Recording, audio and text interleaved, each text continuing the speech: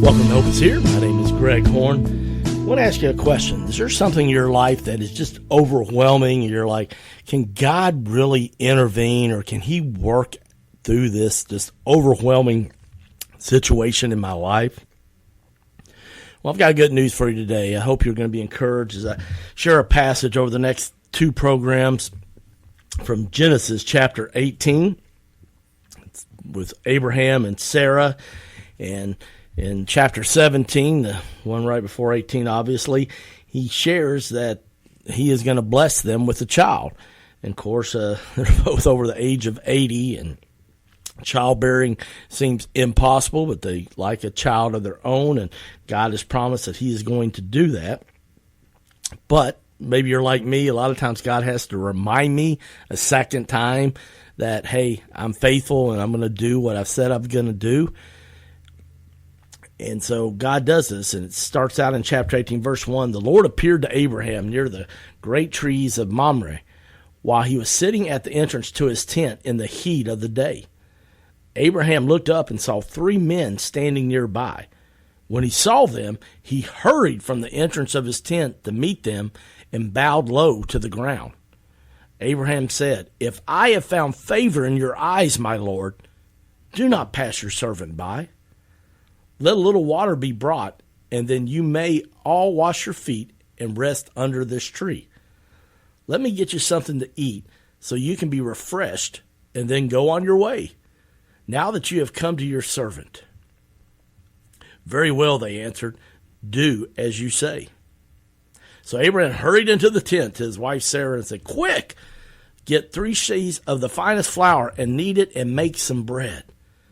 Then he ran to the herd and selected a choice tender calf and gave it to his servant, who hurried to prepare it. He then brought some curds and milk and the calf that had been prepared and set these before them. While they ate, he stood near them under a tree. "Where's your wife Sarah?" they asked him. "There in the tent," he said. Then one of the three said, "I will surely return to you about this time next year, and Sarah your wife will have a son." Now Sarah was listening at the entrance to the tent which was behind him.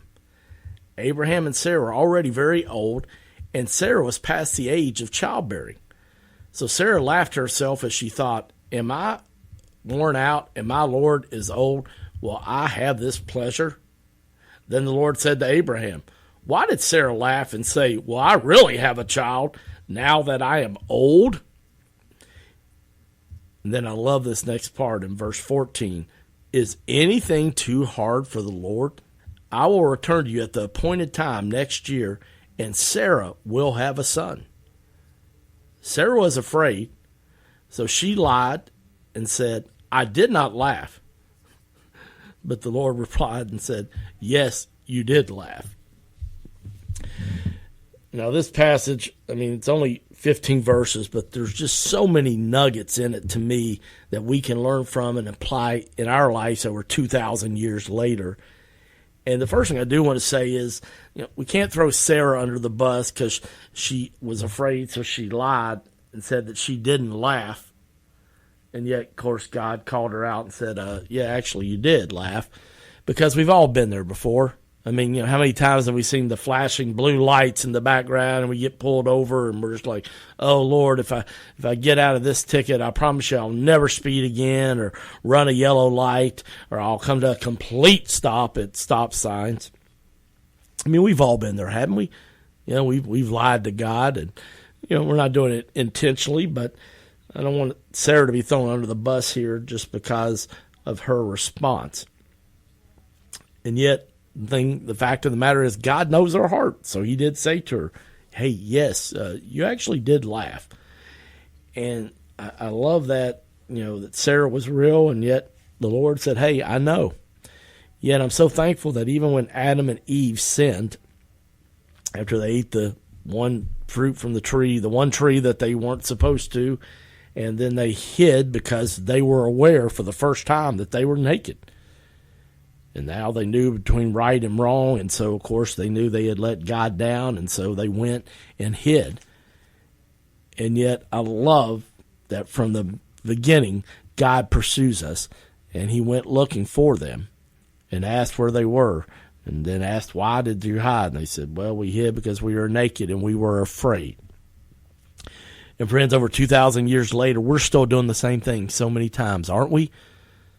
We make a mistake, we sin, and we continue to sin, and we make mistakes, and we make selfish decisions that impact others, which a lot of times we think, well, it really doesn't. It just affects me, but almost always when we make a selfish decision, it has a ripple impact and effect on other people's lives, doesn't it? Yet God continues to pursue us and wants us to come closer to him. And I want to ask you, what is it in your life today that the enemy has told you, well, God can never forgive you for that? And you just kind of run afraid from God. You might show up at church late and then you leave during the last song, so you don't have to make conversation with anybody. Or you were part of a life group, a small group, or you were going to the Wednesday night Bible studies or services, and you kind of just said, I'm busy and taking the summer off, and I'll get started back in the fall. And now the fall is here. As far as September, it's after Labor Day, and things are starting to get in regular routine at places of worship, at churches, and yet you've still not gotten re-engaged, signed up again for a life group or be a part of your Wednesday night church services, or maybe they're offering some studies, men's and women's groups throughout the week or Saturday mornings, and you're still disengaged because you are afraid.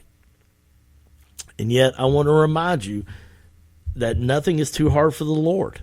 I mean, he's talking to Sarah and Abraham, and here they are way up in age, and yet he's saying, I can provide a way. I can make it happen. And he just simply says to Abraham, is anything too hard for the Lord? So I want to ask you that today. Is whatever it is that you're dealing with, do you feel like it's too hard from God? And I know there's been times in my life where I felt like that. And sometimes when God does answer the problem that I have, and it's usually a lot later than sooner when he does, it's not always the way that if Greg Horn was the God of the universe, that I would not answer it that way. It'd be in a different way.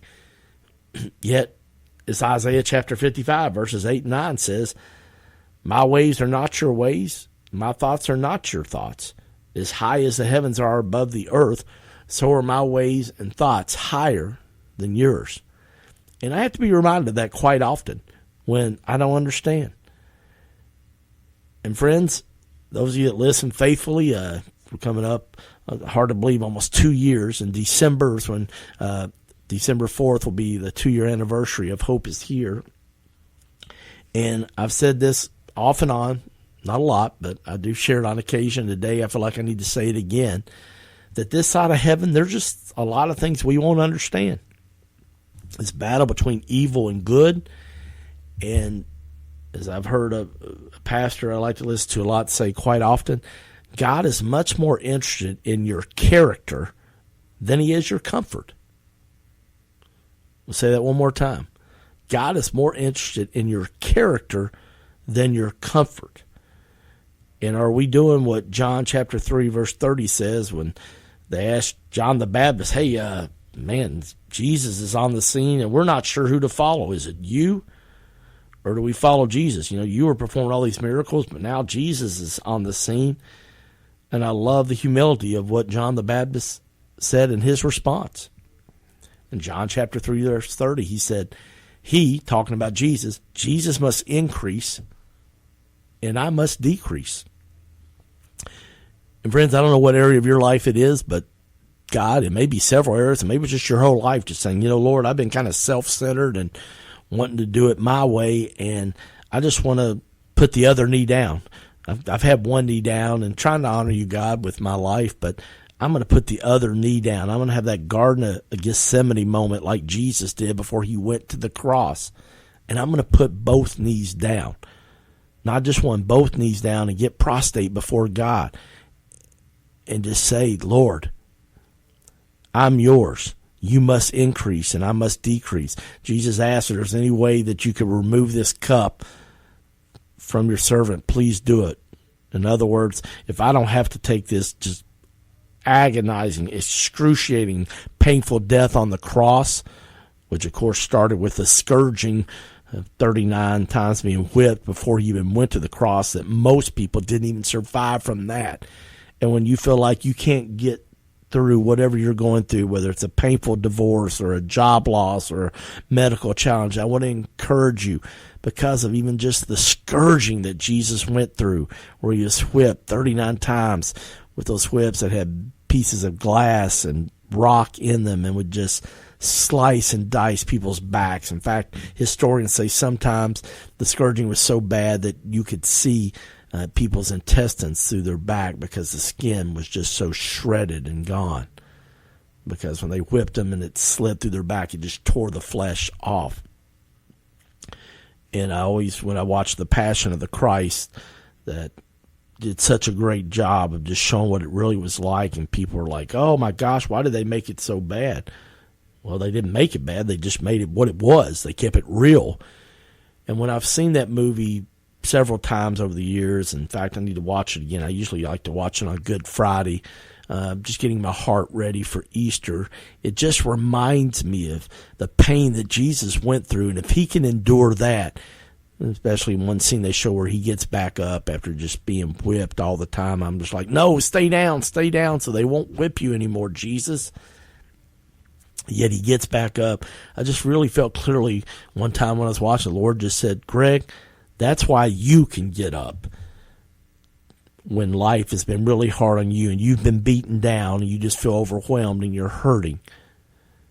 Because of what my son Jesus Christ went through before he went to the cross, the scourging he went through, you can also get up just like he did. And so I don't know who's listening today, but God does, and you need to know that you can get up again. You can walk forward. You can heal. You can have a wonderful life again. You can be prosperous. You can be a blessing to others, even though you may be in financial ruins right now, even though your husband or wife may have walked out right now, even though you've got a rebellious child that is suffering from addiction and you just at your wits' end and you're having to do tough love now and just say, I'm sorry, I can't enable you anymore. Yet because of Jesus' faith, the scourging, his death, his burial, resurrection, there is hope. And I want to encourage you today to ask Jesus to help you and be reminded, just like the Lord did with Abraham in Genesis chapter 18. Is anything too hard for the Lord? It's not, friends. It's not. And so I want to share 4 things with you, but unfortunately I'm out of time. But I'm going to share those with you in our next program from Genesis chapter 18. And I want to thank, we've got some people that monthly help bless Hope is Here with a financial blessing, but we could use some more help. This ministry is more than just a radio program, and so we offer a lot of other things. And if you go to our website, hopeishere.today, you can find out about some of the other things that we're doing to make a difference in the ministry of Hope is Here. And you can make a safe, secure donation online at hopeishere.today, or it also has a mailing address. We have people that like to mail checks. I'm old school. I still like to write checks too. I also donate to some other ministries online at times. But we would really appreciate your help. So if you will, go to hopeishere.today to make your online, secure, and safe donation, or mail a check, make it out to Hope is Here. You'll see the mailing address. We would greatly appreciate it. I hope you'll tune in again tomorrow for Hope is Here. Need help selling your home? Or are you looking to buy your dream home? Let Diana Fields and her team with the Millennium Real Estate Group at Keller Williams Bluegrass Realty help you. Serving Central Kentucky in real estate and property management for 21 years, Diana Fields and the Millennium team have the experience to help you with one of life's biggest decisions in buying or selling a home. Contact Diana Fields today at 859-621-0604 or online at millenniumlex.com. That's millenniumlex.com.